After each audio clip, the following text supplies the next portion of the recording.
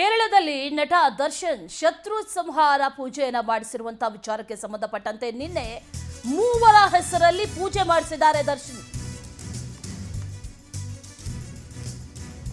ಈ ದೇವಸ್ಥಾನ ಹಲವು ರಾಜಕಾರಣಿಗಳು ಜೊತೆಗೆ ಹಲವು ನಟ ನಟಿಯರೆಲ್ಲರೂ ಕೂಡ ಹೋಗಿದ್ದಾರೆ. ಆದ್ರೆ ಶತ್ರು ಸಂಹಾರ ಮಾಡೋದಕ್ಕಂತಾನೆ ಫೇಮಸ್. ಅಲ್ಲಿ ಹೋಗಿ ಪೂಜೆ ಮಾಡಿಸಿರೋದು ಇದೆಯಲ್ಲ, ಇದು ಸಾಕಷ್ಟು ಕುತೂಹಲಕ್ಕೆ ಕಾರಣ ಆಗಿರೋದು. ಮೂವರ ಹೆಸರಲ್ಲಿ ಪೂಜೆ ಮಾಡಿಸಿದ್ದಾರೆ ಅನ್ನುವಂತ ಮಾಹಿತಿ. ಪತ್ನಿ ವಿಜಯಲಕ್ಷ್ಮಿ, ಪುತ್ರ ವಿನೇಶ್ ಹೆಸರಲ್ಲಿ ಪೂಜೆ ಮಾಡಿಸಿದ್ದಾರೆ ಧನ್ವೀರ್ ದರ್ಶನ್. ಜೊತೆಗೆ ಮೂರನೇ ವ್ಯಕ್ತಿ ಹೆಸರಿನಲ್ಲಿ ಪೂಜೆಯನ್ನ ಮಾಡಿಸಿದ್ದಾರೆ. ದರ್ಶನ್ ಪೂಜೆ ಮಾಡಿಸಿದಂತ ಆ ಮೂರನೇ ವ್ಯಕ್ತಿ ಯಾರು ಅನ್ನುವಂತ ಪ್ರಶ್ನೆ. ಕೇರಳದ ಕಣ್ಣೂರಿನ ಭಗವತಿ ದೇಗುಲದಲ್ಲಿ ಶತ್ರು ಸಂಹಾರ ಪೂಜೆಯನ್ನ ಮಾಡಿಸಿದ್ದಾರೆ.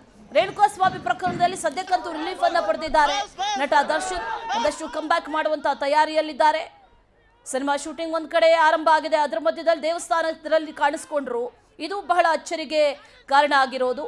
ಭಗವತಿ ದೇವಸ್ಥಾನದಲ್ಲಿ ಕಾಣಿಸ್ಕೊಂಡ್ರು ಹಲವು ರಾಜಕಾರಣಿಗಳು, ಇವರೆಲ್ಲರೂ ಕೂಡ ಶತ್ರು ಸಂಹಾರ ಪೂಜೆ ಮಾಡಿಸಿದ್ರು. ಇಲ್ಲಿ ಮೂರನೇ ವ್ಯಕ್ತಿ ಯಾರು ಅನ್ನುವಂತ ಪ್ರಶ್ನೆ ಈಗ.